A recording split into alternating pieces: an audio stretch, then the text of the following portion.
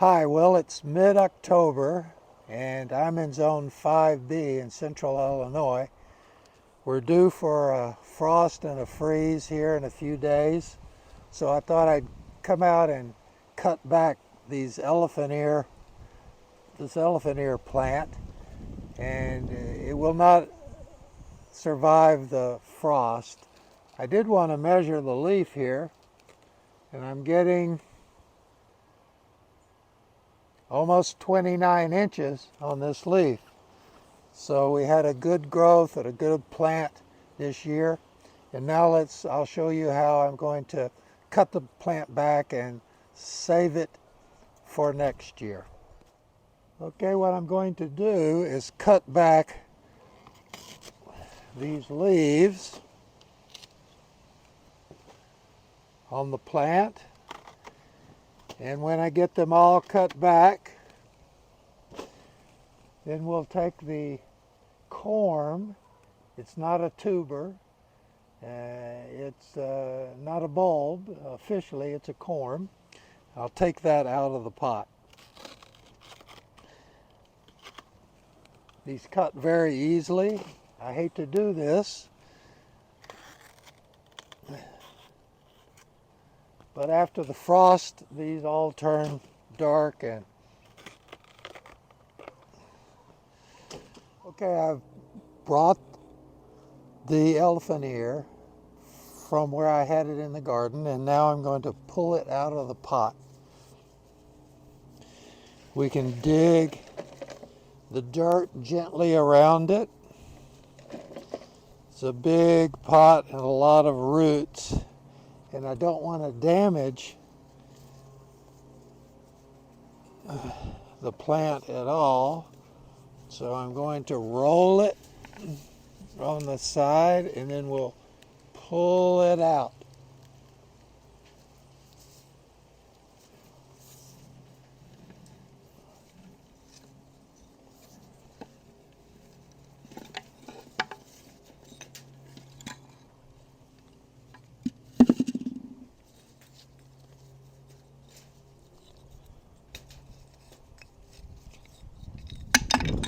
Beautiful root ball, a lot of dirt. The corm is in there somewhere, and what I'm going to do is gently remove the dirt. Some people use a hose and other thing.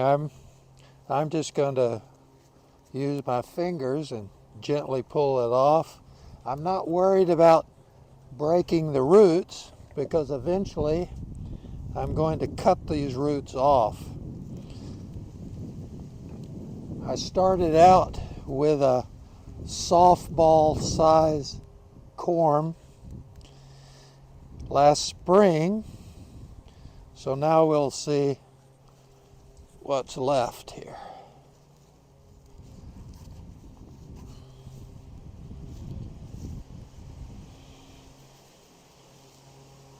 Now at this point, you can see there's a side shoot, a little baby, if you would. And I can gently pull this and it separates from the original.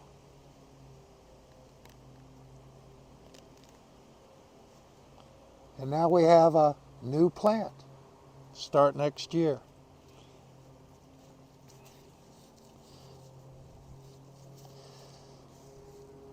What I'll do is I'm going to remove the rest of this dirt, and I'm going to cut back all of the roots.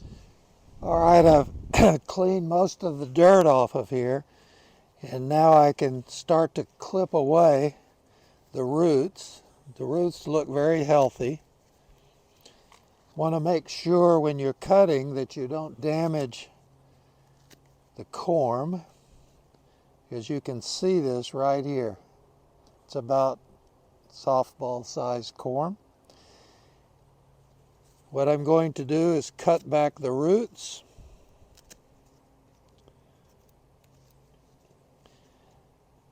I'm going to cut back the stalks a little bit more.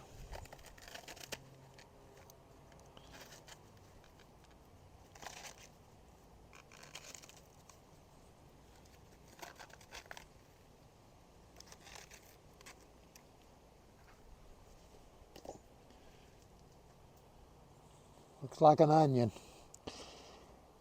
Now what I'll do is let this dry for a week or so.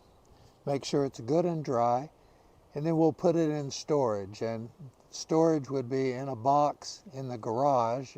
Our garage never freezes. It's attached to the house. And so during the winter it gets down in the 40s, which is a good storage for this.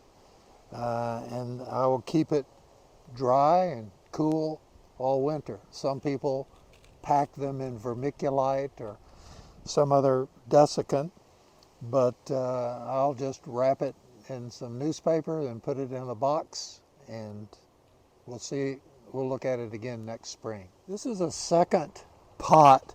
In this case, I want to show you the root structure on this.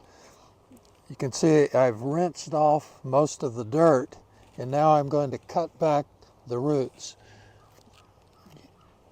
The roots will dry during the winter, during storage, and so I don't really need those.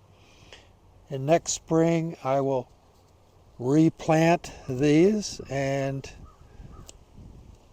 the roots will start to grow in a healthy way.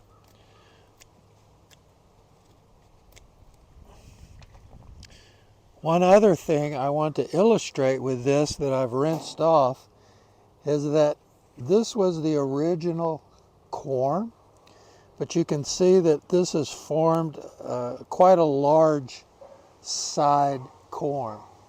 Now this particular side growth is large enough so that I should be able to break it off, but it's attached quite strongly and I've been pulling on it, and I hate to break it and then scar this corm. So I'm going to leave this on here for the winter and dry the whole part. And of course, I'll take back the excess growth.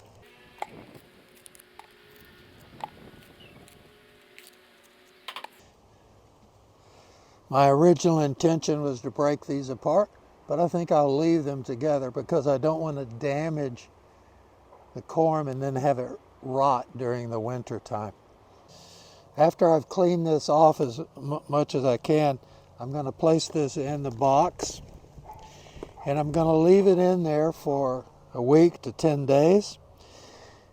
It'll start to dry out, and after it starts to dry, I'll peel back the rest of these, the stalks, and then we'll wrap it in newspaper and store it for the winter. Join me next spring, and hopefully we'll have several new elephant ear plants. Thank you.